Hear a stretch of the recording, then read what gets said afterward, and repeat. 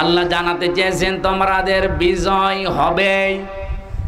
In কুনতুম মুমিনিন, একটা শর্ত আছে, যদি মুমিন হতে পারো। যেই ঢাকা বিশ্ববিদ্যালয়ে শহীদ আব্দুল মালিকের মাথায় ইট দিয়ে এসেছে, মগজ বের করে উল্লাস করেছিল, অথচ সেই ঢাকা বিশ্ববিদ্যালয় আজ 1-2 ভোটের ব্যবধানে না ইসলামপন্থী যারা, বিশেষ করে একামতের দিন যারা দুনিয়ায় কায়েম করতে চায়, তারা 3 ডবল ভোট পেয়ে পাশ করে গেছে। ভোটের আগের দিনও বলছিল যে ওদের জরিপ, যেটা আমি এক সাংবাদিকের জরিপ দেখলাম, উনি বলছিল ভোটের আগের দিনও যে ঢাকা বিশ্ববিদ্যালয় ইসলামপন্থী যা আছে সবাই যদি এক হয়, সর্বোচ্চ ভোট তারা পেতে পারে 3000, অথচ ভোট পেয়েছে প্রায় 14,500 একজনেই। এগুলোকে ফেরেশতারা দিয়ে গেল। আল্লাহ পাক অবশ্যই তার সাহায্য পাঠিয়েছেন, কথা বলে না কেন? তাছাড়া এ বিশাল বিজয়, নিরঙ্কুশ বিজয়, এটা আসা সম্ভব ছিল না। আর আমার বামরা এখন পাগল হয়ে গেছে। আপনি আজকে একটা লাইভ দেখলাম, হারপিক মজুমদার, ওনার নাম কি আমি জানি না, নিশাত মজুমদার নাকি নাম জানি, নিজম, ওনার নাম মানুষ বলে যে হারপিক মজুমদার। এ লোকটা কান্না কান্না কণ্ঠে পাগল হয়ে গেছে যে হইল কি। অথচ রাত 11টা পর্যন্ত অনেকেই ভাবতে পারে না যে কি হতে যাচ্ছে।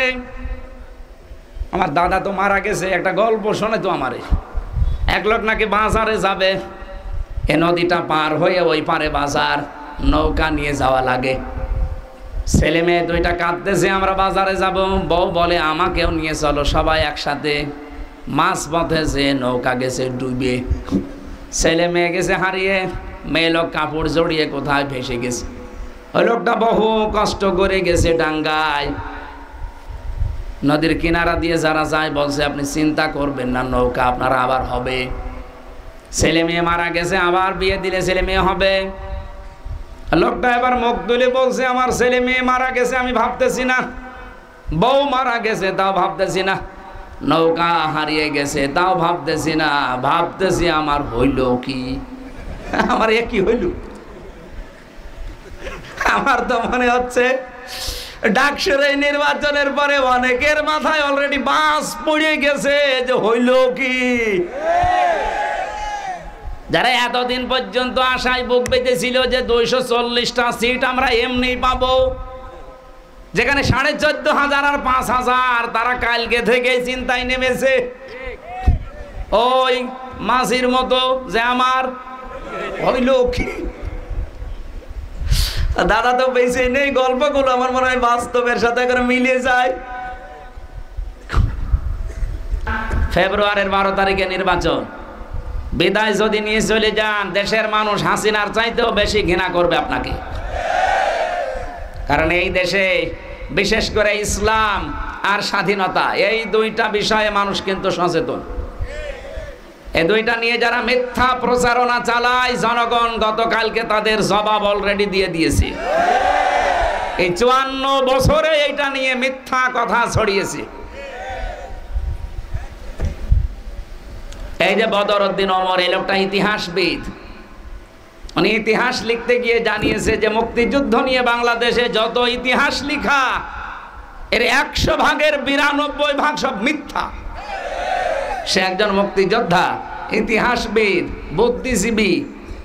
আন্দাজে কথা হয়তো বলে নাই, জেনে শুনে দেখে শুনে বলেছে। তার মানে এই 54 বছরে আমাদেরকে যেটা খাওয়ানো হয়েছে, এর 100 ভাগের 92 ভাগ মিথ্যা।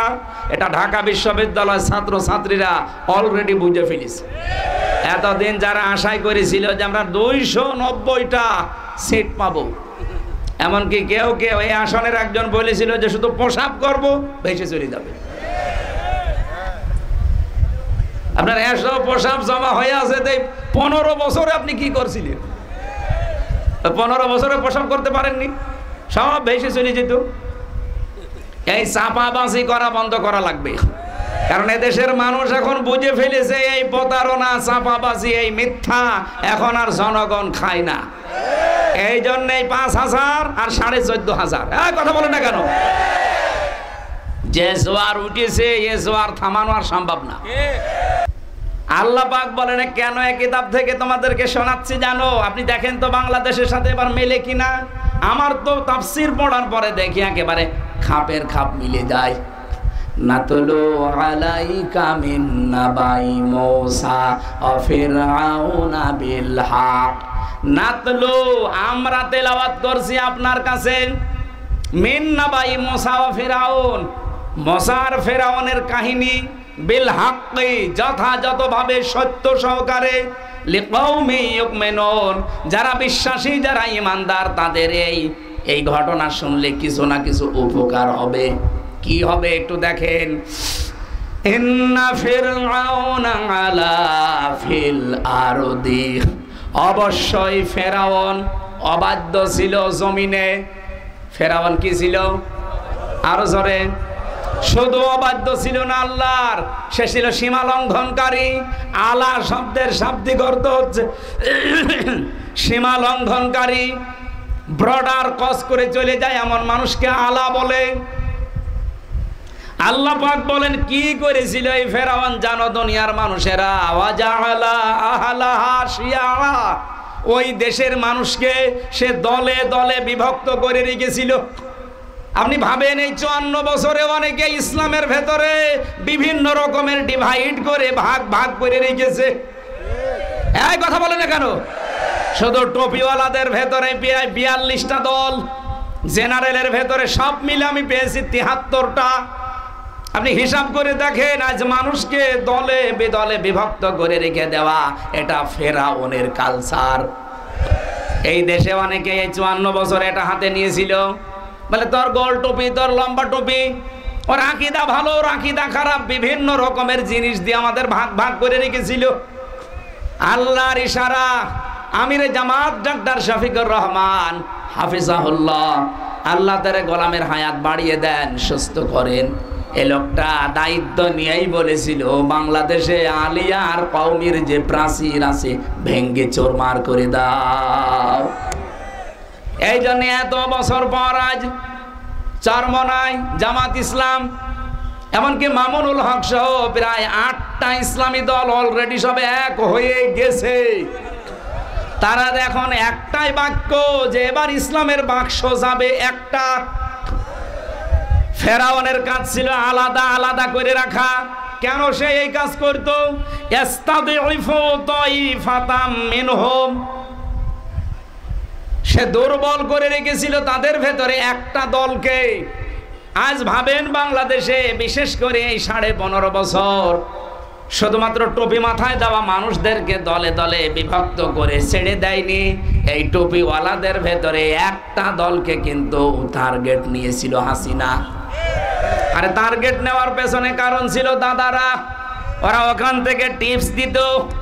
ওইটা অনুযায়ী এই দেশের 42টা দল শুধু টুপি মাথায় দেওয়া, কোন দল এত টার্গেট ছিল না। শুধুমাত্র একামতে দিনের এই কর্মীরা যত টার্গেট ছিল, এর সব চাইতে বড় টার্গেটই ছিল এইটা। কি করেছিল সে? ইউযাব্বিহু আবনাহুম ওয়া ইস্তাহয়ি নিসাহুম, সে তাদের পুরুষদেরকে মেরে ফেলতো, মেয়েদেরকে বাঁচিয়ে রাখতো। এর আধুনিক একটা অর্থ আছে, পুরুষদেরকে মেরে ফেলা, মেয়েদেরকে বাঁচিয়ে রাখা মানে কি? এই দেশে একামতে দিনের যত কর্মী আপনি দেখেন এই 15.5 বছরে তারা বড় কোনো জায়গায় চাকরি পায়নি। আমার নিজের যোগ্যতা আছে, এরপরও আমি এই চেয়ারে বসতে পারবো না। আমার চাইতে 10 নাম্বার যে সে এসে টাকা দিয়ে এই দলীয় পরিচয় এই চেয়ারে বসবে, এক কথা বলেন না কেন? এটার দ্বারা একটা পুরুষকে মেরে ফেলা না বলেন তো? ওই জামানায় ফেরাউন পুরুষ মানুষই মেরে ফেলতো, আর এই লেডি ফেরাউন এই কাজ করেছিল। যোগ্যতা থাকার পরও হামজার চাকরি হবে না, যোগ্যতা থাকার পরও রাসেলের চাকরি হবে না, এটা এক প্রকার মেরে ফেলা। ওয়াস্তাহয়ি নিসাহুম, মেয়েদেরকে বাঁচিয়ে রাখা মানে কি? আজ মেয়েদের ঘরে ঘরে চাকরির ব্যবস্থা করে বেপরদা লাইন করে তাদের পেট পিট নষ্ট করে জারুর সন্তান জন্ম দিত। ব্যারাকের নামে আপনি চিন্তা করেন, এক জায়গায় নারী পুরুষ থাকে, একটা মহিলা তার স্বামীর কাছে থাকে মাত্র 8 ঘন্টা, আর বসের কাছে থাকে 16 ঘন্টা। মেয়েরা যার কাছে সময় বেশি দেয় মহব্বত তার সাথে বেশি হয়।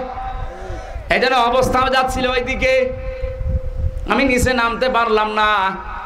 আল্লাহ বলেন মেয়েদেরকে সে বাঁচিয়ে রাখতো, আমাদেরও বাঁচিয়ে রাখার অর্থ এখন আমি এইটা পেয়েছি, ইন্নাহু কানা মিনাল মুফসিদিন, অবশ্যই সে ছিল স্বৈরাচার, ফ্যাসাদ সৃষ্টিকারী, বিশৃঙ্খলাকারী, সন্ত্রাসী। আল্লাহ এতটুকু বলে যদি শেষ করে দিতেন আমি এর পরের আয়াত আর পড়তাম না। এবার আল্লাহ আমাদের আশার সঞ্চার জাগিয়েছেন। এই তাকান এদিকে, 100% সত্য কথা, একটাও মিথ্যা নেই। যদি কোনো হুজুর থাকে মুফতি সাহেব সহ নিয়ে আসেন, বসিয়ে রাখেন। যা বলছি সব আমি পড়ে এসেছি। অনুরিদু আন্না মুন্না আলাল্লাযিনা ইসতাদঈফু ফিল আরদ, আল্লাহ বলেন আমি একটা ইচ্ছা করলাম, এই ফেরাউন এতদিন যেই দলটাকে ধ্বংস করে দিয়েছিল, জুলুম অত্যাচার নির্যাতন করে করে যেই বনি ইসরাইল মুসা নবীর দলকে নিঃশেষ করে দিয়েছিল, ওয়ানাজআলাহুম আইম্মাতান, আমি আল্লাহ নিজে ইচ্ছা করলাম, অনুরিদু আমি নিজে ইচ্ছা করেছি যে এই দুর্বল দলটাকে এই জমিনের আমি নেতা বানাবো। আপনি দেখেন না ডাকসুতে আল্লাহ অলরেডি নেতা বানিয়ে দিয়েছে এই দুর্বল দলটাকে, এটা তার প্রমাণ। নাজালাহুমুল ওয়ারিসিন, এবং এই জমিনের আমি শাসন ক্ষমতা ওয়ারিস তাদেরকে বানিয়ে দেব। আল্লাহ বলেন কেন বানাবো জানো? অনুমাক্কিনা লাহুম ফিল আরদ, এই জমিনে আমি শুধু তাদেরকে ওয়ারিস বানাবো না, ক্ষমতায় বসিয়ে দেব। বলেন তো অর্থ ঠিক আছে কিনা? অনুমাক্কিনা লাহুম ফিল আরদ, তাদেরকে জমিনের মাকান দেব, ক্ষমতা দেব, পাওয়ার দেব, চেয়ার দেব, রাষ্ট্র ক্ষমতায় তাদেরকে বসাবো। কেন? অনুরিয়া, আমি আল্লাহ দেখাতে চাই ফিরআউনা ও হামানা, ফেরাউনকে, হামানকে, ও জুনুদাহুমা এবং তার দলের লোকদের, সৈন্যবাহিনীদেরকে, মিনহুম মা কানু ইয়াহদারুন, যাদের ব্যাপারে ফেরাউন, তার মন্ত্রী পরিষদ হামান এবং তার জনগণ, তার দলের লোকেরা, তার সৈন্যবাহিনী যাদেরকে সবচাইতে বেশি ভয় করত, আশঙ্কা করত এরা আসলে কি না কি হয়ে যায়, তাদেরকে আমি বসাবো ওদের দেখানোর জন্য। আমার তো মনে হচ্ছে এই 54 বছরে যাদেরকে এই দেশের ফেরাউনেরা, মন্ত্রী পরিষদের হামানরা আর তাদের সৈন্যবাহিনী, তাদের দলের লোকরা বেশি ভয় পেয়েছে, আশঙ্কা করেছে যাদের ব্যাপারে, আল্লাহ যেন তাদেরকে হাতে ধরে আজ রাষ্ট্র ক্ষমতায় বসাতে চাচ্ছেন। আল্লাহর এই ইচ্ছা পূরণ হবে না হবে না? বাধা দেওয়ার কেউ আছেন? কারা কারা বাধা দিতে চান হাত তোলেন। ইন্না রাব্বাকা ফাআলুল লিমা ইউরিদ, আপনার রব যদি একবার কোনো কিছু ইচ্ছা করে ফেলে, তামাম দুনিয়া একদিকে হলেও বাধা দেওয়া সম্ভব না। সুতরাং আল্লাহ যখন ইচ্ছা করেছে, আর আয়াতগুলোর সাথে যখন আমরা দেখতে পাচ্ছি মিলে যাচ্ছে, কোনো ভয় করবেন না। আরে ভাই, কোনো ছেলে যদি মাইক হাতে নিয়ে চিল্লায় যে আমার বাবার সম্পদ আমি পাই কি না পাই, মানুষ বলবে ওটা পাগল না মাথা খারাপ। তোর বাবার সম্পদ উত্তরাধিকারী সূত্রে তুই পাবি না, এলাকার লোক পাবে। সময় একটা আল্লাহ তুলে দিয়েছে, ঝড় উঠেছে, এরপরেও যদি আপনার মনের ভেতরে আশঙ্কা হয় যে যদি না যায় মানে ইসলাম আসবে না 92% মানুষের দেশে, মুসলমানের দেশে কি আসবে? যে ঝড় উঠেছে আমরা বিশ্বাস করি এবার ইসলামই আসবে ইনশাআল্লাহ। এটা দেখে মরতে চান না? কারা কারা এই দৃশ্য দেখতে চান? লিল্লাহে তাকবীর। আল কাজ্জিসু মান দানা নাফসাহু ওয়া আমিলা লিমা বাদাল মাউতি, বুদ্ধিমান ওই লোকটা যে লোকটা আখিরাতের জন্য কাজ করে, আল্লাহর উপরে ভরসা করে। আমার আজকে গণসংযোগ ছিল কুষ্টিয়াতে সদরে, এরপরে এক গ্রামে নিয়ে গেল গোপনে। এটা মাইকে বলা যদিও ঠিক হচ্ছে না, তারপরও বলছি উদ্বুদ্ধ করার জন্য। একটা গ্রামে 10 জন গ্রাম্য প্রধান, পুরা এলাকায়, গ্রামটা প্রায় 1.5 কিলোমিটার, 10 জন মিলে ওনারা যা বলে ওই এলাকায় সবাই মিলে তাই করে। ওনারা আজকে বলছে আমরা দিন কায়েমের এই একামতে দিনের আন্দোলনে শরিক হতে চাই, আপনি আসেন, আমাদেরকে অন্তত ফরম পূরণ করে দলে যোগ দিন, আমরা গোপনে ইসলামের জন্য কাজ করতে চাই। এই মাগরিবের নামাজ পড়ে কালেমা পড়িয়ে তাদের কেবল আসলাম। এটাতে শুধু কুষ্টিয়া চুয়াডাঙ্গা না, সারা বাংলাদেশের 630টা থানায় আমার যাওয়া লাগছে। সারা দেশেই ঝড় উঠে পড়েছে। আর আপনারা জানেন ঝড় যদি ওঠে অন্তত ঝরা পাতাগুলো কিছু না কিছু উপরে ওঠে। এদেশের যত ঝরা জনগণ আছে এবার আমার মনে হয় উপরে উঠতে আরম্ভ করেছে, সংসদ পর্যন্ত চলে যাবে ইনশাআল্লাহ। এই জন্য দিনের শিক্ষার ব্যবস্থা যেহেতু এখনো গড়ে উঠে নাই সব জায়গায় কাঙ্ক্ষিত মানের, আপনারা নিজেরা দায়িত্ব নিয়ে ফেরেশতাদের এই দোয়াটা যেন আপনার জন্য কবুল হয়। এই জন্য মেয়ে হোক ছেলে হোক 3 বছর আগে কোরআনের শিক্ষায় শিক্ষিত করে নেবেন। এটা আমার আহ্বান। এই পাশের জেলা থেকে বারবার বলছি, আপনার ছেলে ডাক্তার হবে, ইঞ্জিনিয়ার হবে, অ্যাডভোকেট হবে, কোনো অসুবিধা নেই। 3 বছর শুধু নুরানিতে একটু কোরআন আর হাদিস ভালোভাবে পড়ান, ও যেখানেই যাবে অন্তত দুর্নীতিগ্রস্ত হবে না ইনশাআল্লাহ। আরো বড় বেনিফিট আছে, আপনাকে শেষ বয়সে আলাদা করে দেবে না, এমনকি আপনাকে বৃদ্ধাশ্রমেও রেখে আসবে না। কারণ এই যে ভেতরে মাল আছে, আর এটা যদি না থাকে না, আপনাকে আলাদা তো করবে, কারণ আপনার মর্যাদা সে তো জানে না। আল্লাহর পরে যে আপনার স্থান আপনার ওই ছেলেও জানে না, মেয়েও জানে না। এই যে রাজশাহীতে ট্রেনে মাথা দিয়ে একজন মরে গেল, বৃদ্ধ মানুষ, অথচ তার 4টা ছেলে 3টা মেয়ে, সব হায়ার এডুকেটেড, অনার্স মাস্টার্স করা। লোকটাকে এত যন্ত্রণা দিয়েছে, লোকটার বউ বেঁচে ছিল না, মারা গেছে। 7টা ছেলে মেয়ে জানেই না যে বাবা কি জিনিস, সারা দিন খেতে দেয়নি।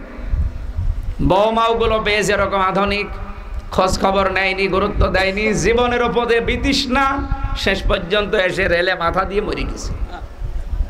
আপনার জীবনে যে এরকম হবে না আপনি বিশ্বাস করছেন কি করে? না, আমি গ্যারান্টি দিতে পারি, যদি 3 বছর আপনি এইটা তার অন্তরে ঢুকিয়ে দিতে পারেন, ও যত বড় জায়গায় যাক আল্লাহর পরে আপনার স্থান ওর কিন্তু সবসময় মনে থাকবে। 4 নম্বরে তাকে সৎ পাত্র দেখে পাত্রস্থ করা লাগবে। এই 4টা কাজ যদি করেন, শুধু দুনিয়া না, কিয়ামত পর্যন্ত আল্লাহর দয়া আর রহমত আপনার সাথে থাকবে। এ দোয়া কি আমির হামজার না ফেরেশতার? ফেরেশতাদের দোয়া কবুল হতে দেরি হবে? আমাকে আল্লাহ 3টা মেয়ে দিয়েছে, এই 3টার প্রতি যেন এই 4টা করে দায়িত্ব আমি পালন করতে পারি, বলেন আমিন। আপনার নিজেদের জন্যও বলেন আমিন। 2 নম্বরে আল্লাহ যদি আরেকটু বেশি খুশি হয় কারো উপরে, তখন তারে রোগ ব্যাধি দেয়। অথচ অনেক মানুষ আমরা এটাই নারাজ। রোগ হলে আপনি মনে করবেন যে কিছু না হোক একটা পাপ মোচন হচ্ছে। এমনকি যদি আপনার জ্বরও হয় মনে করবেন একটা গুনাহ মাফ হয়ে গেল। এই যে ফোঁট ওঠে না শরীরের বিভিন্ন জায়গায়, ফোড়া বলে, এ ফোড়া যদি হয়, এই যে ফোড়া নষ্ট করতে গেলে একটু কষ্ট হয়, ব্যথা লাগে, এই ব্যথা লাগলো আপনার গুনাহ মাফ হয়। এই জন্য রোগ ব্যাধি যাদের হবে আপনি মনে করবেন আল্লাহ আপনাকে আরেকটু বেশি ভালোবেসেছে। 3 নম্বরে নবীজি বলেন, আল্লাহ যদি লোকটাকে আরেকটু বেশি ভালোবাসে, 3 নম্বরে তার বাড়িতে আল্লাহ মেহমান পাঠায় না। এইটাই আমরা আবার নারাজ। আল্লাহ বলেন আমি আনন্দিত হই, খুশি হই যখন একজন মানুষের উপরে আমার সন্তুষ্টি বেশি প্রকাশ হয়, তখন তার বাড়িতে আমি মেহমান পাঠিয়ে দেই। এই জন্য মেহমান আসলে আপনি রাগ করবেন না, মেহমান তার খাবার নিজে নিয়ে বয়ে আসে। আপনি কি মনে করেন আপনার গোলার ভেতরে যে 10 মণ ধান আছে, 10 মণই আপনার? কথা বুঝতেছেন? ওই ধানের ভেতরে, ওই চাউলের ভেতরে কত কৃষক মজুর, কত গরিব মানুষ, কত ফকির, কত অসহায়, কত হাঁস মুরগির খাবারও আছে না নেই? এই যে মেহমান আসলে আপনি নারাজ হবেন না, যতটুকু থাকে মেহমানদারি করবেন। মেহমানকে কিছু দিলে আপনি বিশ্বাস করবেন এটা আল্লাহর রাস্তায় দান করা, সাদকা করার সওয়াব। 4 নম্বরে নবীজি বলেন আল্লাহ যদি ওর উপরে, এই এলাকার উপরে আরো বেশি খুশি হয়ে যায়, তখন আল্লাহ পাক ওই এলাকাতে বৃষ্টি নাজিল করেন। বলেন সুবহানাল্লাহ। তাহলে আল্লাহ খুশি হয় কয় কাজে? 4টা। বলেন বলেন। সিস্টেম অপর পৃষ্ঠায় দেখুন, রব্বুল আলামিন বলেন আমি যখন আর একটু বেশি রেগে যাই মানুষের উপরে, কখন সবচাইতে বেশি রাগান্বিত হই, কিন্তু মানুষ খুশি হয় আমি রাগলে, তার 1 নম্বরে হচ্ছে যৌতুক। যৌতুক যদি কেউ নেয় আমি আল্লাহ নারাজ হয়ে যাই, রেগে যাই, কিন্তু যে নেয় সে কিন্তু খুশি। চুয়াডাঙ্গা জেলায় যৌতুক নেই, সংস্কার আরম্ভ হচ্ছে সামনে থেকে। এতদিন শুধু সংস্কার সংস্কার নাম শুনেছেন, হয়নি। আগামীতে ইসলাম আসলে বাংলাদেশে সংস্কার আরম্ভ হবে। সামাজিক এই ব্যাধি, মানবতার সাথে যে কৌতুক চলছে, এই যৌতুক ঝাঁটা পিটাই করে বিদায় করা হবে ইনশাআল্লাহ। যৌতুক আপনি নিতেও পারবেন না, দিতেও পারবেন না, সেই পরিবেশ আমরা তৈরি করব ইসলাম দিয়ে। এরকম একটা পরিবেশ চান না? চান না? অন্তত মেয়ের বাবারও তো চাওয়া দরকার। আমার তো যতটুকু কোরআন হাদিস পড়ে জ্ঞান হয়েছে, আমার মনে হয় যৌতুকের টাকা না নিয়ে পায়খানা করে খেয়ে ফেলা ভালো। একজন বলল ঠিক, আপনি টের পাচ্ছেন কি বলছি?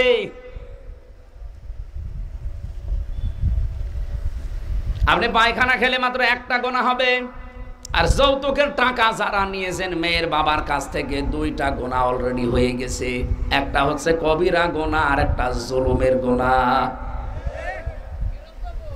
ফেরত দেবে। আপনি এদিকে আসে, কয় টাকা নিয়েছেন? এখন ফেরত দেবো। যাক, ওয়াজে তো একটা লোকের অন্তত পরিবর্তন হইল, এই মাহফিল সাকসেস।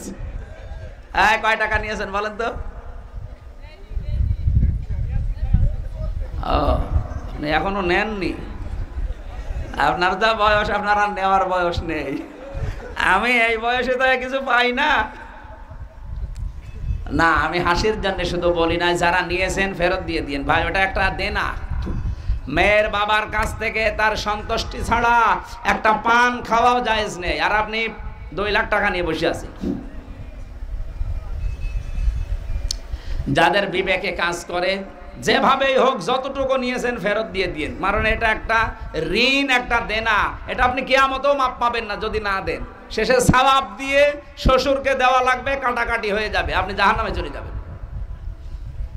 নবীজি বলেন, আল্লাহ যদি কারো উপরে আরেকটু বেশি রাগান্বিত হয়, তখন যখন দেখে লোকটা গীবত করে, কি করে? এটা আমাদের ভেতরে একটু কম থাকলেও চায়ের দোকানে বেশি হয়, আর মেয়েদের ভেতরে আরো বেশি। ওরা এক জায়গায় বসলে দেখবেন শুধু একটা টান দিয়ে আরম্ভ করে, ও বউ, আরম্ভ হয়ে গেল।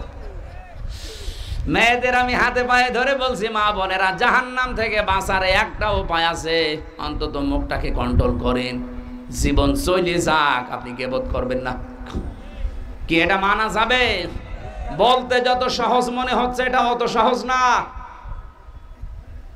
কোরআনে কারীম জানিয়েছে, যারা গীবত করে তারা যেন মরা ভাইয়ের গোশত খায়। বলেন নাউজুবিল্লাহ।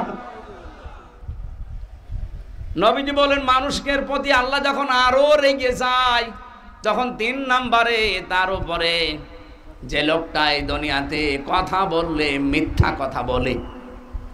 অথচ রাজনৈতিক ময়দান এখন তাকান, আমার মনে হয় মিথ্যা দিয়ে এখন ছড়াছড়ি চলছে। একটা বারের জন্য ভয় আসে না যে আল্লাহ আমার উপরে অলরেডি রেগে আছে। এই জন্য কথা বললে, মিথ্যা কথা যারা বলেন, আপনারা আশা করছি এই বক্তব্য যত দূর যাবে তত দূর তারা যেন থেমে যায়, জীবন চলে যাক, আমি মিথ্যার আশ্রয় নেব না। অথচ এই মিথ্যা কথা এবং মিথ্যা আশ্রয়, মিথ্যা মামলার কারণে, মিথ্যা সাক্ষীর কারণে হাজার হাজার মানুষের জীবনে 15.5 বছরে অলরেডি নষ্ট হয়ে গেছে। এমনকি 1 বছর 1 মাস হয়ে গেল, এখন অনেক মিথ্যা মামলা, মিথ্যা সাক্ষী এর বাণিজ্য চলছে। এ জেলায় হয়তো নেই, বলেন। এটা যেহেতু রেকর্ড হয়ে সারা দুনিয়া যাচ্ছে, সবাইকে আহ্বান জানাচ্ছি, এবার যদি বাংলাদেশে মিথ্যা মামলা, মিথ্যা সাক্ষী থেকে বাঁচতে চান, ইসলামকে ক্ষমতায় পৌঁছিয়ে দেন। নয়তো আপনি বাঁচতে পারবেন না। আপনি মনে করছেন যে এদেরকে পাঠিয়ে দিলেই মনে হয় বেঁচে যাব। কে বলেছে আপনাকে? ওরা 1 বছর 1 মাসেই যদি এরকম বাণিজ্য করে, মিথ্যা মামলা দিয়ে, মিথ্যা সাক্ষী জোগাড় করে, আপনি টের পাচ্ছেন চেয়ার পেলে কত মামলা খাবেন আপনি। এই জন্য ইসলামকে পাঠান। ইসলাম কারো উপরে অবিচার, বলেন বলেন। ইসলাম নিজেই জানিয়েছে লিয়াকুমান নাসু বিল কিসতি, ইসলাম এসেছে মানুষের ভেতরে ন্যায় বিচার কায়েম করার জন্য। সুতরাং ইসলামকে আমরা পাঠাতে চাই, এখানে দল বেদল ব্যক্তি কোনো দেখা দেখি দরকার নেই। ইসলাম যেই নিয়ে আসবে তারে আপনি এবার পাঠাবেন। আমার বিশ্বাস 300 এমপি এবার দাঁড়াবে, 151 জন যদি কোরআনে কারিম বুকে নিয়ে এবার যেতে পারে, আল্লাহর কসম বাংলাদেশটা মিনি জান্নাত হয়ে যাবে। আপনি নিরাপদে চলতে পারবেন, নিরাপত্তা নিয়ে থাকতে পারবেন, আপনার অধিকার কেউ নষ্ট করবে না।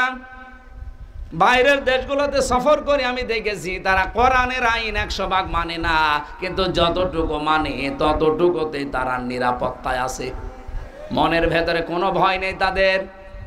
মালয়েশিয়ার মতো একটা দেশ বাংলাদেশের চাইতে প্রায় 7 ডবল বড় বিশাল দেশ। আমি প্রতিদিন প্রায় 2000 কিলো 3000 কিলোমিটার শুধু রান করতাম।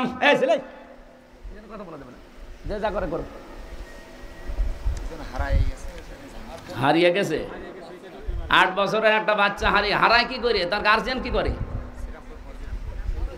কি নাম কি? সাইদ।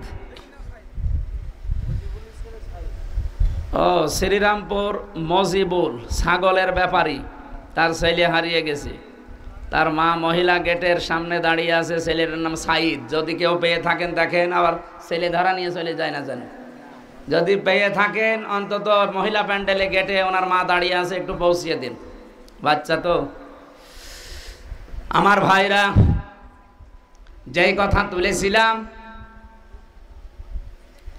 2000, 3000, 4000 কিলোমিটার পর্যন্ত আমি এক দিন রান করেছি। রাত 1টা, 2টা, 3টা নেই, শুধু ড্রাইভার আর আমি, আর আমার সাথে একজন ছিল। এত দূর পথ যাচ্ছি, শুধু মরুভূমি, পাহাড়, শুধু পাথর আর পাম গাছ, কিচ্ছু নেই, ধুধু। প্রায় 2টা 3টার দিকে চোখ খুলে দেখি বিশাল এলাকা, গাড়ি চলছে 220 কিলোমিটার বেগে। ড্রাইভারের দিকে তাকিয়ে বললাম, ভাই কোন দিকে যাচ্ছেন? কিছু তো নেই, মানব শূন্য। বাড়ি ঘর পাওয়া যাবে এখনো 500 কিলোমিটার 600 কিলোমিটার পর। এইভাবে যাচ্ছেন এই পাহাড়ি এলাকায়। যদি কিছু বলে না, নিশ্চিন্তায় থাকেন, শুধু আল্লাহ বাদে কারো ভয় করার কোনো দরকার নেই। কি দেশ বানিয়েছে বলেন তো? অথচ 2004 সালের আগে ওই দেশ বসবাসের অযোগ্য ছিল, আমাদের চাইতেও খারাপ। 21 বছরে দেশটা দাঁড়িয়ে গেছে শুধু কিছু আইন মানার কারণে।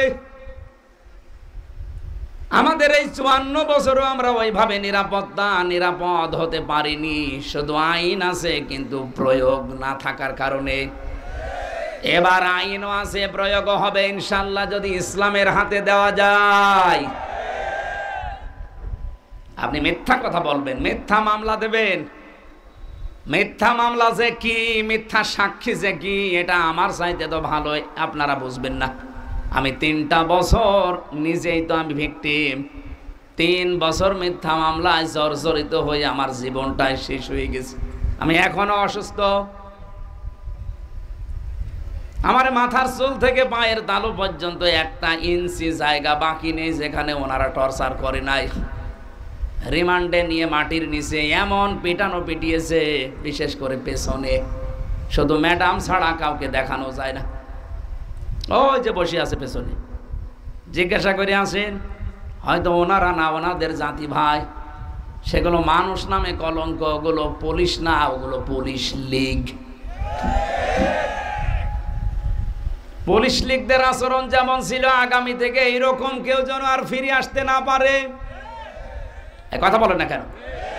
এটা থেকে বাঁচতে হলে আপনাকে মাস্ট বি ইসলামকে এবার জায়গায় পৌঁছাতেই হবে, নাই তো আপনি আরো এর চাইতে বেশি নির্যাতনের শিকার হবেন। এখন তো বাড়িতে থাকতে পারেন, তখন বাসতলায় জায়গা পাবেন না। এরপরও যদি না বোঝার ভান করে থাকেন, এদিকে আসেন, কানের নিচে এমন জোরে দেব আপনি টের পাবেন। আল্লাহ পাক বলেন, আমি আরো বেশি রেগে যাই ওই এলাকার মানুষের প্রতি তখন যখন দেখি তারা ঘুষ খায় আর সুদ দেয়। এলাকায় সুদ আর ঘুষ নেই? আছে মানে সারা বাংলাদেশের অবস্থা এক। আপনি একটা অফিস দেখান যেখানে ঘুষ নেই। হ্যাঁ, আপনি বলতে পারেন যে আমি ঘুষ খাই না, এটা ঠিক আছে, কিন্তু আমি ঘুষ দেই না এই কথা বলার মতো যোগ্যতা এখন আমাদের নেই। আপনি জায়েজ হলেও ঘুষ দেওয়া লাগবে, অথচ এটা যে হারাম, পায়খানার মতো হারাম কাজ আমরা অনেকে মনেই করি না। মনে করি এ আর কি একটু দেওয়াই লাগে, এই যে দেওয়াই লাগে এইটাই তো আমরা সিস্টেম বানিয়ে ফেলেছি। সুদ এটা তো গ্রাম অঞ্চলে প্রকট আকার ধারণ অলরেডি করে ফেলেছে। এরা হয়তো ব্যাংকের মাধ্যমে সুদ খায় না, কিন্তু টাকা ছেড়ে রাখে। 1000 টাকা দিয়ে রাখে, মাসে মাসে 100 টাকা বেশি পায়। এটা মায়ের সাথে জেনা করার শামিল। এলাকায় যদি এই ব্যবসা কেউ করে থাকেন, কসম আল্লাহর, মুফতি সাহেব আছে, আপনার নামাজ পড়ার দরকার নেই। কারণ মায়ের সাথে জেনা করে এসে নামাজে দাঁড়িয়ে কি বলবেন? কারা কারা সুদ ছেড়ে দেবেন হাত তোলেন তো। এই কয়ছো তাহলে আরে ওয়াজ করে কি করব? আলহামদুলিল্লাহ, দরকার নেই, থাক, আপনারা খান। 4-5 জন তো খাক, বাকি তো আমরা ফেরেশতা আছে আলহামদুলিল্লাহ, নাকি? 4-5 জন যারা আছেন এই লাইনে আপনারা ছেড়ে দেবেন। আর একটা মাসলা আছে এখানে, যারা এই যে টাকা জমি নেন, 1 লাখ টাকা নিয়েছেন, 1 বিঘা জমি দিয়েছেন, যতদিন করে খাবে ততদিন টাকা ফেরত দেওয়া লাগবে না। যখন টাকা ফেরত দেবে জমি ফেরত পাবে। এই সিস্টেমটা সুদ, এটা পাল্টাতে হবে। যারা এগুলো, এর বাংলা নাম কি বলে জানো? হ্যাঁ, বন্ধকি, গেরপি, বন্ধকি, যাই বলেন বাংলায়, এটা বাদ দেওয়া লাগবে ভাই। আপনি দরকার না খেয়ে মরে যান তো দেখি, তাও তো অন্তত এই মায়ের সাথে জেনা করার গোনা আপনার আমল নামায় থাকবে না। এলাকার মানুষ, দেশের মানুষ অন্তত আল্লাহ বুঝবে যে না খেয়ে মরে গেছে। হ্যাঁ, এটার কারণ হচ্ছে ইসলাম। ইসলাম থাকলে এই কাজ হতো না। যতদিন পর্যন্ত ক্ষমতার ঝড়ি, ক্ষমতার খাবারের ঝড়ি আবু জেহেলের মাথায় ছিল, ততদিন পর্যন্ত দেখেছেন জনগণ অনেকে না খেয়ে মরে গেছে, কিন্তু সিস্টেম ছিল একই। ওই ঝড়িগুলো নবীজি আবু জেহেলের মাথা থেকে নামিয়ে ওমরের মাথায় তুলে দিয়েছেন। এমন অবস্থা তৈরি হয়েছে, না খেয়ে মারা যায়নি মানুষ। উনি বলেছিলেন যদি ফোরাতের তীরে একটা শৃগালও না খেয়ে মারা যায়, কুকুরও না খেয়ে মারা যায়, কিয়ামতে আমার জবাব দেওয়া লাগবে। আমরা তো সেই সিস্টেম আনতে চাই বাংলাদেশে। এই কথা বলেন না কেন? এটা যে বাংলাদেশে তৈরি হয়েছিল 2 জন মন্ত্রীর দ্বারা, এটা কি গল্প শুধু? বাস্তব। মাওলানা মতিউর রহমান নিজামী, আলী হাসান মোহাম্মদ মুজাহিদ রহমতুল্লাহ আলাইহি এই বাংলাদেশে জীবক দশায় দেখিয়েছেন, মন্ত্রী হওয়ার পরেও তাদের জীবনে 2 টাকা না 1 টাকা দুর্নীতি পাওয়া যায়নি। আমার মনে হয় এদেশে আল্লাহ এর চাইতে যদি বেশি কিছু দেখতে চান, ফেরেশতা ছাড়া সম্ভব না। কত বড় বড় আমার ভাইরা, সুদের সাথে যে বিষয়টা তুলে আনলাম, হ্যাঁ, এটা যদি জায়েজ করতে কেউ চান, আর একটা পদ্ধতি আছে। আপনি 3টা কাজ করা লাগবে। এই জমি যখন নেবেন তখন ভাড়া নেওয়ার নিয়ত থাকবে আপনার, যে আমি ভাড়া নিয়েছি। কথা বুঝতেছেন? 2 নম্বরে, যতদিন আপনি করে খাবেন এই জমিটা, ততদিন আপনি সরকারের যে ট্যাক্স আছে না, ওই যে বছরে বছরে খাজনা, ওইটা আপনি দিয়ে দেবেন। আপনি চাষ করছেন, আপনি দেবেন। 3 নম্বরে, যখন টাকা ফেরত নেবে ওই লোকটা, 1 বিঘা জমিতে 1 লাখ টাকা মনে করেন 2 বছর আপনি করে খেলেন, 2 বছর পরে জমি যখন ফেরত দেবে, টাকা নেওয়ার সময় 1 লাখে কমপক্ষে 10 থেকে 12,000 টাকা কম নেওয়া লাগবে। এই সিস্টেমটা জায়েজ আছে। আগেরটা যেটা বললাম ওটা জায়েজ নেই। আর একটা পদ্ধতি আছে, ওটা বাংলায় আমি জানি না কি বলে, আমি কোরআন হাদিস থেকে পড়েছি, খাই খালাসি বলে মনে হয়, খেয়ে দেয়ে শোধ, লিজ বলে। ওই তো ঠিক আছে, আপনারা যেটা বললে বোঝেন ওইটা বোঝেন, আপনার হুজুর আরো ভালো করে বোঝাবে। সুতরাং সুদের সাথে যারা জড়িত আছে, আল্লাহর রাস্তায় এটা ছেড়ে দেয়। এর চাইতে আল্লাহর রাগের অবস্থা আর নেই। ফাইল্লাম তাফআলু ফাযানু বিহারবিম মিনাল্লাহি ওয়া রাসূলিহি।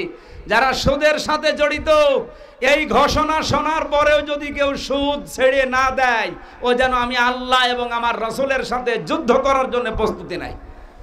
বলেন নাউযুবিল্লাহি মিন যালিক। আল্লাহ আমাদেরকে তুমি বাঁচাও, আর এমন একটা রাষ্ট্র ব্যবস্থা আমাদের হাতে সামনে তুলে দাও আমরা যেন সুদকে এই দেশে কবর দিতে পারি, বলেন আমিন। এটা বন্ধ করা সম্ভব। অনেকে বলে না এ সম্ভব না। সম্ভব না মানে সৌদি আরব চলছে না, আফগানিস্তান চলছে না, সেখানে ব্যাংকিং ব্যবস্থা নেই। আপনি শুধু ইসলামের হাতে তুলে দেন, দেখেন আপনাকে সুদ খাওয়াবে, জনমের মতো খাওয়াবে আপনাকে। মায়ের সাথে জেনা করে এসে আপনি আল্লাহু আকবার বলে নামাজ পড়েন, গা তো শিউরে ওঠার কথা যে মায়ের সাথে জেনা, নাউজুবিল্লাহি মিন যালিক।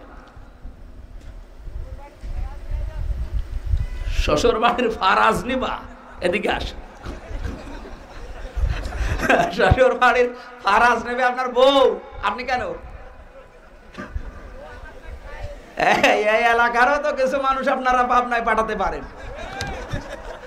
শ্বশুর বাড়ির ফারাজ নেওয়ার চিন্তায় আছে না। ও চিন্তা ভালো, কিন্তু আপনার জন্য না, ওটা আপনার বর জন্য। যারা ভাই বোন আছেন, এখানে আর একটা মাসলা বলা দরকার। ভাই বোন যারা আছেন তাদেরকে বলছি, আপনি এই যে জমি জায়গা ভাগ করার সময় আসলে শুধু মাঠের জমি বোনকে দিয়ে দেয়, বাড়ির জমি দিতে চায় না। বলে বাড়ির জমিও দেওয়া লাগবে। বাড়ির জমি দেওয়া লাগবে না মানে? তোমারে জন্ম দিয়েছে তোমার বাবা, আর ওইটাকে ডাউনলোড করে নিয়ে এসেছে, তো ওইটা বাবার জন্ম না? এক কথা বলছেন তো। ওইটা যদি বাবা জন্ম দেয়, আপনি বাড়ির জমি দেবেন না কেন? সমান সমান ভাগ করা লাগবে। ও যদি 2 টাকা পায়, আপনার বোন পাবে 1 টাকা, মাস্ট বি, এটা দেওয়াই লাগবে, নামাজের মতো ফরজ। এমনকি সাহাবা একরামের জীবন থেকে পেয়েছি, তারা যখন ভাগাভাগি করতো, বাড়ির যে গ্লাস পানি খাওয়া, এই গ্লাস পর্যন্ত ভাগ করে দিত। আর আপনি বাড়ির জমি দিতে চান না, এই জন্য তো লোকটা ফারাজ নেওয়ার জন্য হা করে আছে। আশা করছি ও যেন মনের আশা পূরণ হয়। মনে হয় ঝামেলায় আছে, ওর বউ মনে হয় নিয়ে আসতে চায় না।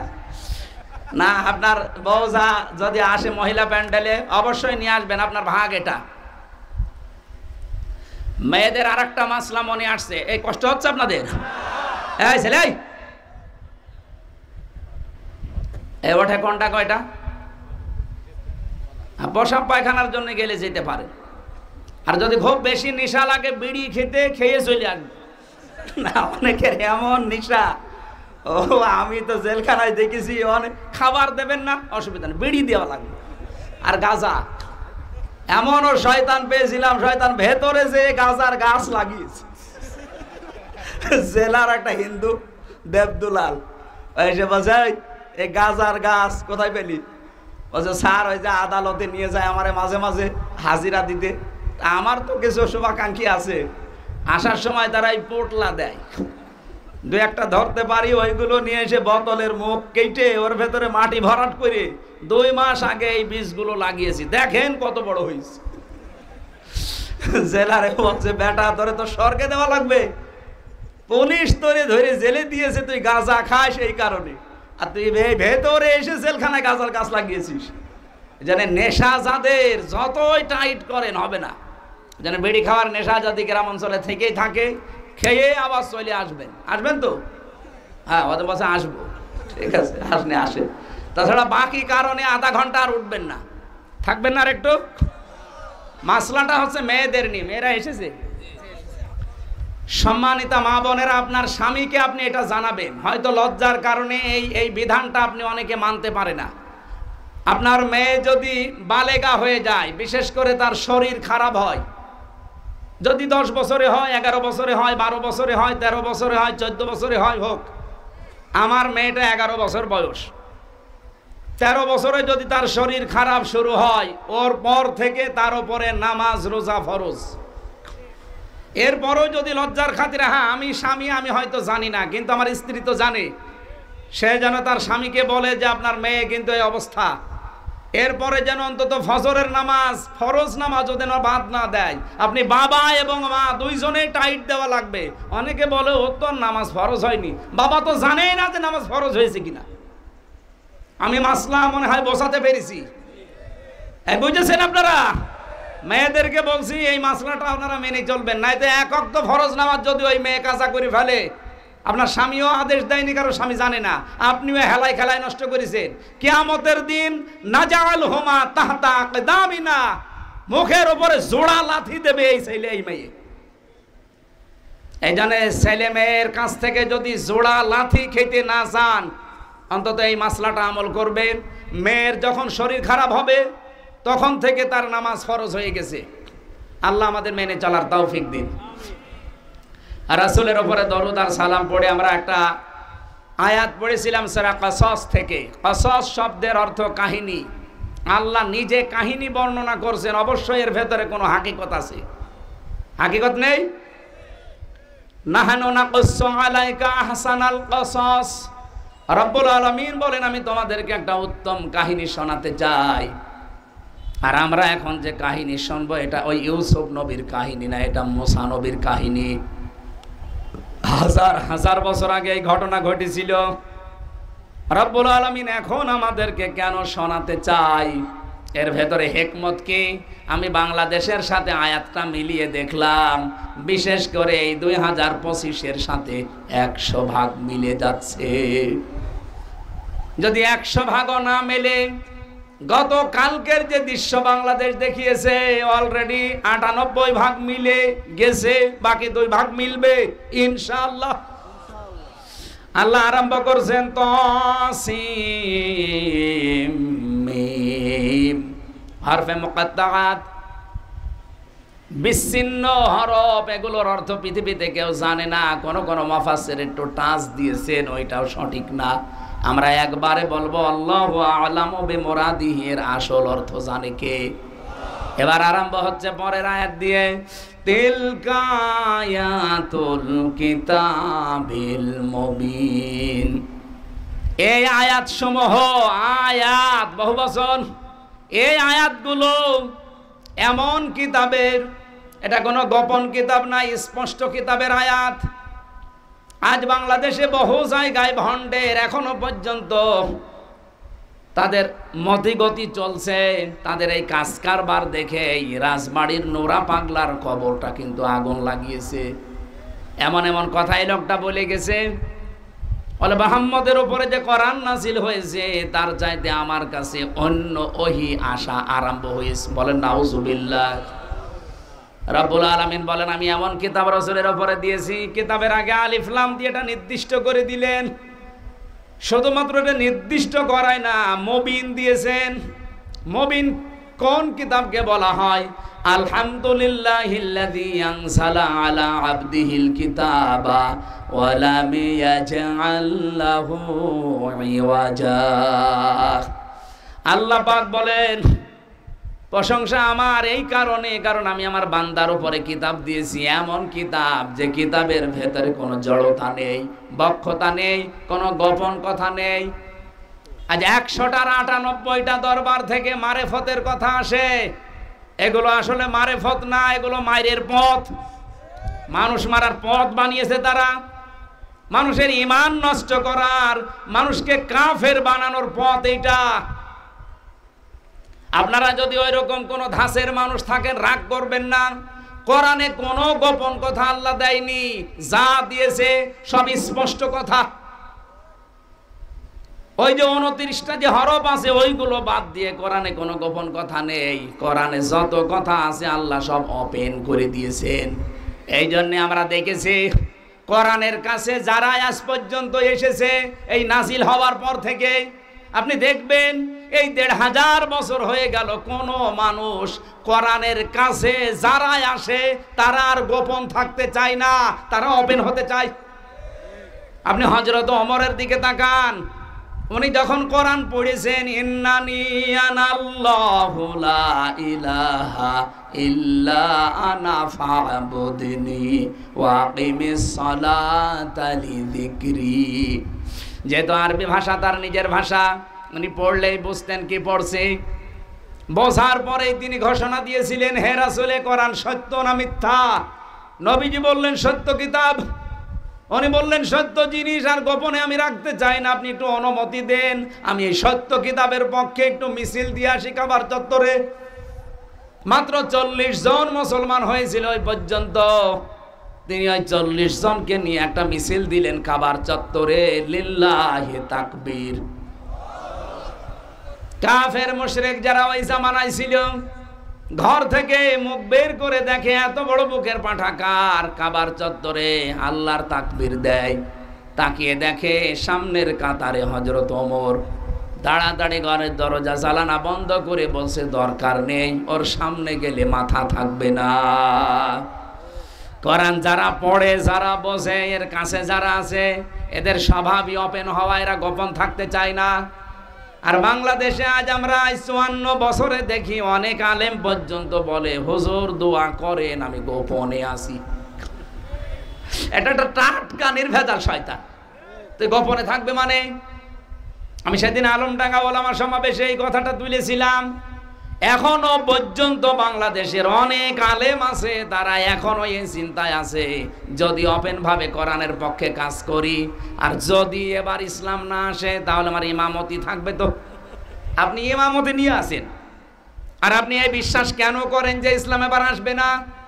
আপনার তো 100% বিশ্বাস হওয়া দরকার যে ইসলাম এবার বাংলাদেশে কায়েম হবেই হবে, হবে ইনশাআল্লাহ। কারণ আমাদের মুমিনের মান যেভাবে বাড়তেছে, ওয়ালা তাহিনু ওয়ালা তাহজানু ওয়া আনতুমুল আ'লাউনা ইন কুনতুম মুমিনিন। কোনো ভয় নেই, কোনো চিন্তা নেই। আমরা যারা আরবি গ্রামার পড়েছি, আয়াতটা কিন্তু আনতুম আ'লাউনা ছিল, মাঝখানে আলিফ লাম দেওয়া আছে আ'লাউনার আগে।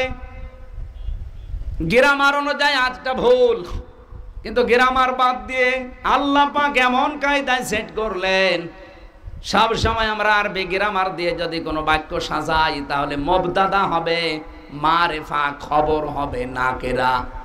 আল্লাহ পাক এখানে মুবতাদা বানিয়েছেন আনতুম আ'লাউনা খবর, এটাও আল্লাহ আলিফ লাম দিয়ে মারিফা বানিয়ে দিয়েছেন, নির্দিষ্ট করে দিয়েছেন।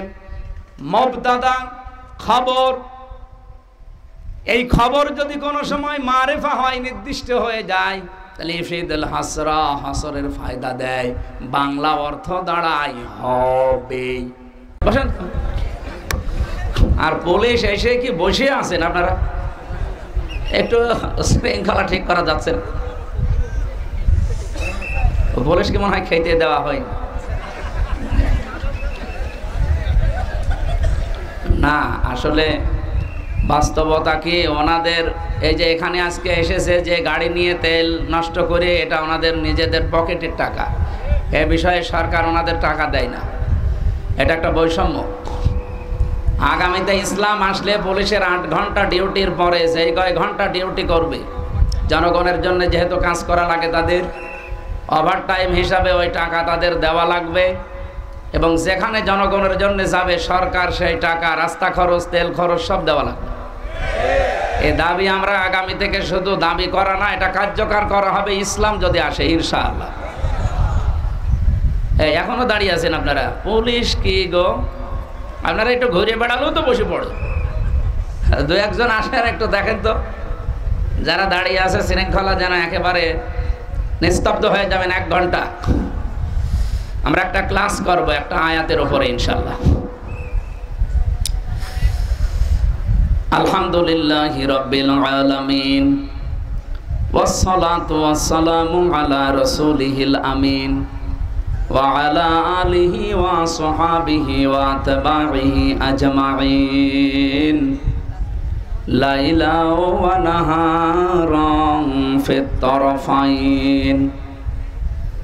فقد قال الله تعالى في كلامه المجيد وبرهانه التوحيد। রিভাব দেন, আওয়াজ দিয়ে রিভাব দেন। বসে পড়েন, যারা দাঁড়িয়ে আছেন ভাই বসে পড়েন। ফাউযু বিল্লাহি মিনাশ শাইতানির রাজিম। বিসমিল্লাহির রহমানির রহিম।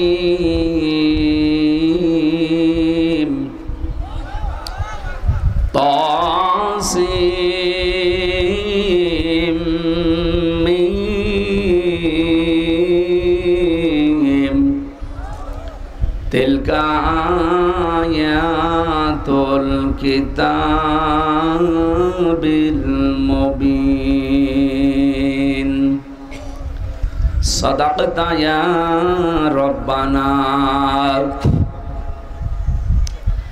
عن أنس رضي الله تعالى عنه قال قال النبي صلى الله عليه وسلم القيس من دان نفسه وعمل لما بعد الموت والعاجز من اتبع نفسه هواها وتمنى على الله رواه الترمذي وما زادهم إلا إيمانا وتسليما اللهم صل على سيدنا مولانا محمد وعلى آل سيدنا مولانا بلغ العلا بكماله كشف الدجى بجماله حسنت جميع خصاله صلوا عليه وآله সুন্নাত নয় শুধু দাওয়াতের মেহমান সুন্নাত নয় শুধু খাওয়া শেষে মধুপান আরো কিছু সুন্নাত আছে তুমি জানো কি জানলেও জীবনে কখনো তা মানো কি সুন্নাত শুধু নয় মজলুম সহায়ক সুন্নাত ওহুদে জালিমের প্রতিরোধ সুন্নাত শুধু নয় নমনীয় আলাপন সুন্নাত ওহুদে জালিমের প্রতিরোধ সুন্নাত শুধু নয় মেশরতে যাওয়া আর সুন্নাত হলো রাষ্ট্রনায়ক হওয়া মহাব্বতে তার সুদিনের সাথী তুমি হামজার মতো তার পাশে থাকো কি আরো কিছু সুন্নাত আছে তুমি জানো কি জানলেও জীবনে কখনো তা মানো কি আলহামদুলিল্লাহ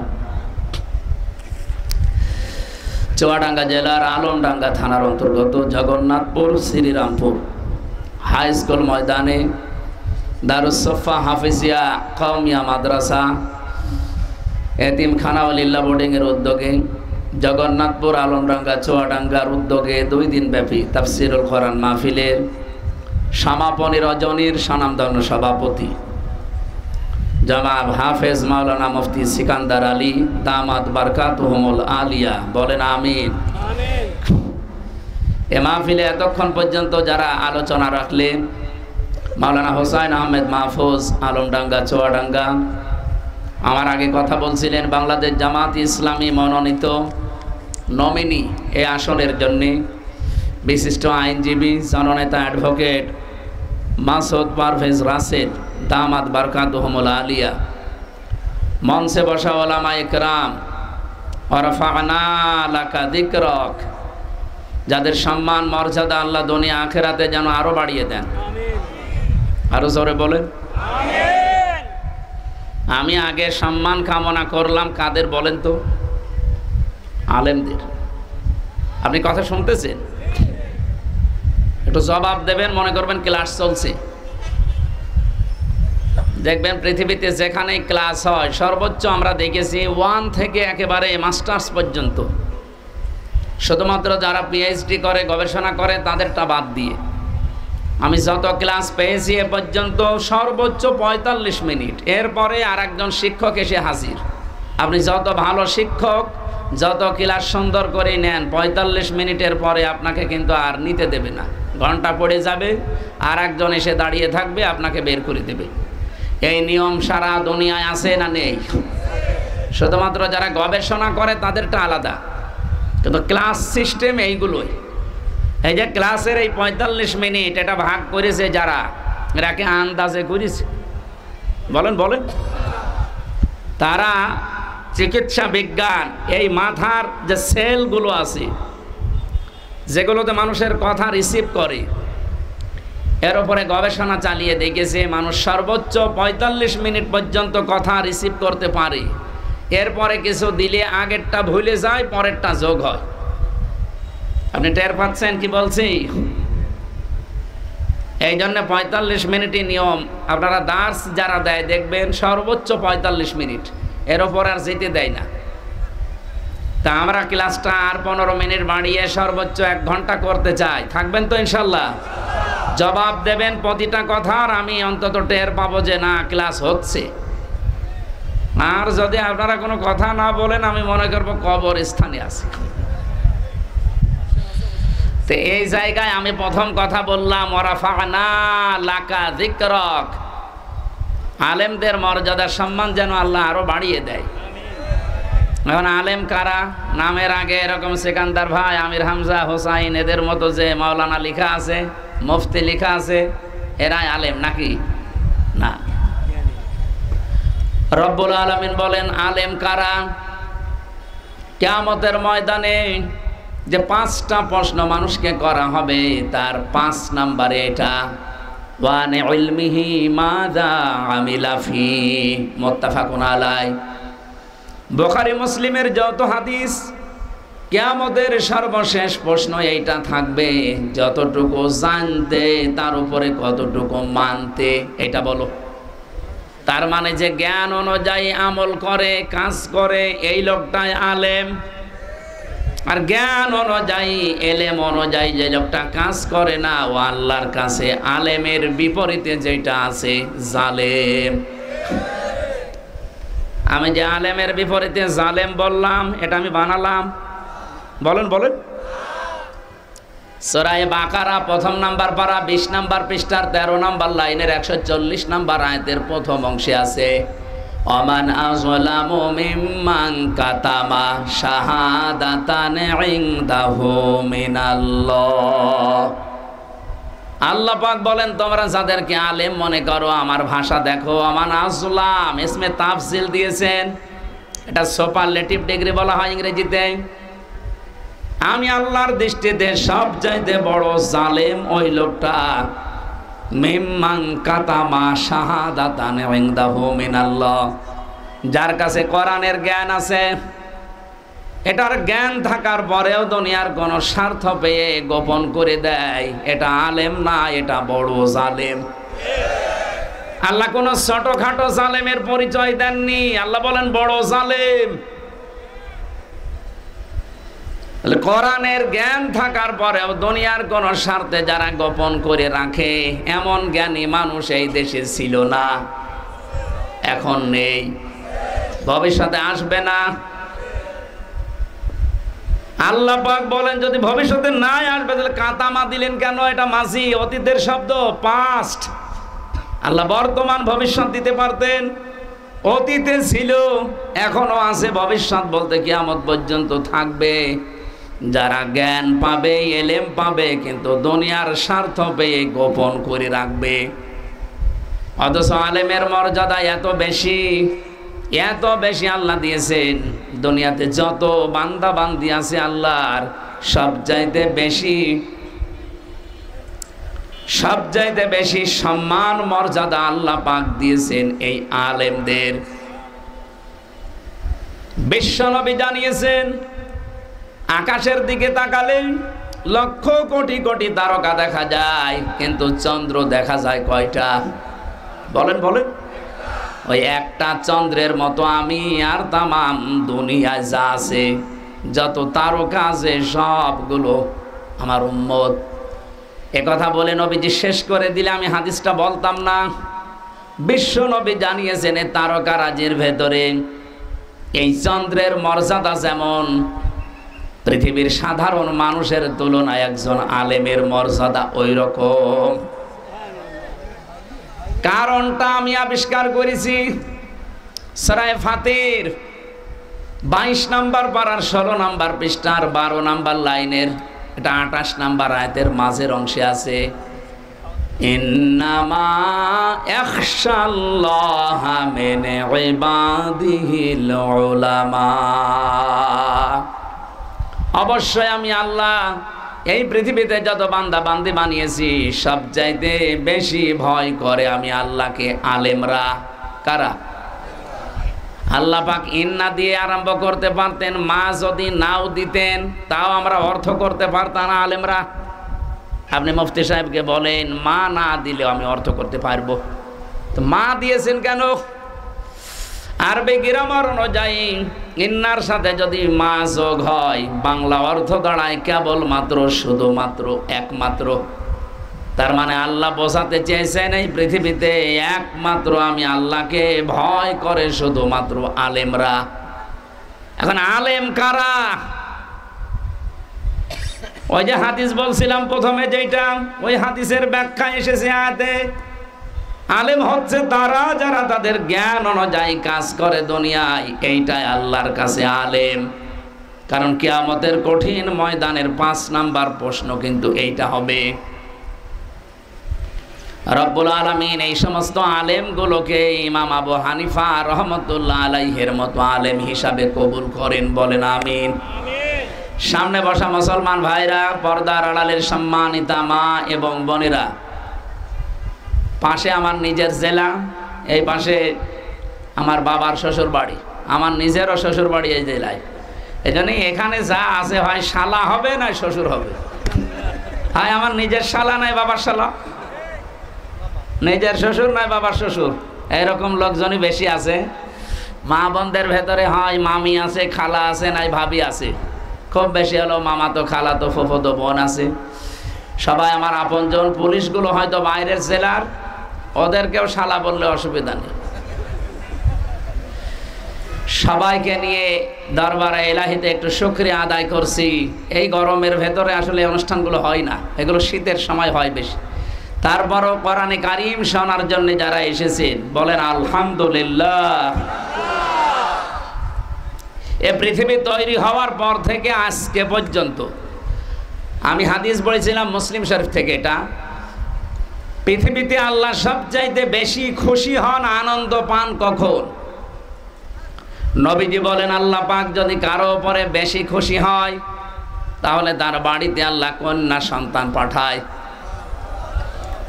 সুতরাং চুয়াডাঙ্গাবাসী যাদের বাড়িতে আল্লাহ মেয়ে দিয়েছে, কন্যা দিয়েছে, আপনি বিশ্বাস করতে পারেন আল্লাহ আপনার উপরে খুশি হয়েছে। শুধু কন্যা দিয়েই এ পর্যন্ত শেষ না। বিশ্ব নবী বলেন এই কন্যাটা কারো বাড়িতে যখন জন্ম নেয় সঙ্গে সঙ্গে 4 জন ফেরেশতা এসে হাজির হয়। এই মেয়েটার মাথায় হাত বোলাতে থাকে আর বলতে থাকে এই দুর্বল দেহ একটা দুর্বল দেহ থেকে বের হয়ে এসেছে। এই মেয়েটার প্রতি যারা 4টা দায়িত্ব পালন করবে, এই মেয়েটা হলে যারা খুশি হবে, 2 নম্বরে তার লালন পালনের ভার নেবে, 3 নম্বরে তাকে দ্বীনের শিক্ষা দেবে, 4 নম্বরে সৎ পাত্র দেখে পাত্রস্থ করবে। এই 4টা কাজ যদি কোনো বাবা মা, কোনো বড় ভাই, কোনো গার্জিয়ান করতে পারে, ফেরেশতাদের দোয়া ছিল ইলা ইয়াউমিল কিয়ামাহ, কিয়ামত পর্যন্ত আল্লাহর দয়া রহমত তাদের উপরে থাকবে। আপনি হাদিসের ভাষার দিকে লক্ষ্য করেন, ফেরেশতারা কিন্তু বলে না যে দুনিয়া পর্যন্ত, কিয়ামত পর্যন্ত। তার মানে কিয়ামতের কঠিন ময়দানেও যদি আপনি বিপদে পড়ে যান, এই মেয়ের প্রতি 4টা দায়িত্ব পালন করলে আল্লাহ পাক ফেরেশতাদের দোয়া আপনার জন্যও কবুল করবে। মেয়ে হলে আপনি জান্নাতি না, 4টা দায়িত্ব পালন করতে হবে, মাস্ট বি। 1 নাম্বার আপনাকে খুশি হওয়া লাগবে, কারণ আল্লাহ নিজে আপনাকে মেয়ে দিতে পেরে খুশি। সুবহানাল্লাহ বলতে পারেন না? আল্লাহ নিজে খুশি হন যখন তখন মেয়ে দেন, কিন্তু কাফেরদের স্বভাব আলাদা। কোরআনে কারিমে সূরা নাহলের ভেতরে পড়েছি وإذا بشر أحدهم بالأنثى ظل وجهه مسودا وهو كظيم। হে নবী, ওদেরকে যখন আপনি সুসংবাদ দেন যে মেয়ে হয়েছে, আপনি লক্ষ্য করে দেখবেন কাফের যারা, তাদের মুখ কালো হয়ে গেছে। তাহলে মেয়ে হলে মুখ কালো হয়ে যায় কাদের? জবাব দিলেন না? এলাকায় যাদের মেয়ে হলে মন খারাপ হয়, এরা কি কাফের?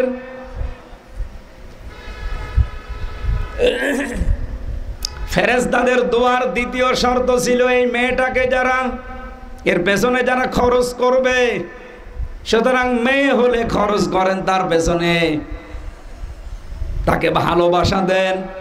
3 নম্বরে নবীজি বলেন শুধু ভালোবাসা আর খরচ না, তাকে দ্বীন শিক্ষা দেওয়া লাগবে। দ্বীনের শিক্ষা যদিও আমাদের ওইভাবে পরিবেশ গড়ে ওঠা নাই মেয়েদের, আমাদের উচিত হবে প্রায় এলাকাতে অন্তত মাকতব ভিত্তিক এই ছোটবেলায় মেয়েদেরকে কোরআনের জ্ঞানটা দিয়ে দেওয়া। ইসলাম আসলে আগে এটা করা হবে ইনশাআল্লাহ। এখন যিনি দায়িত্বে আছে উনি এটা করতে পারতেন, ওনাকে কেউ বাধা দিত না।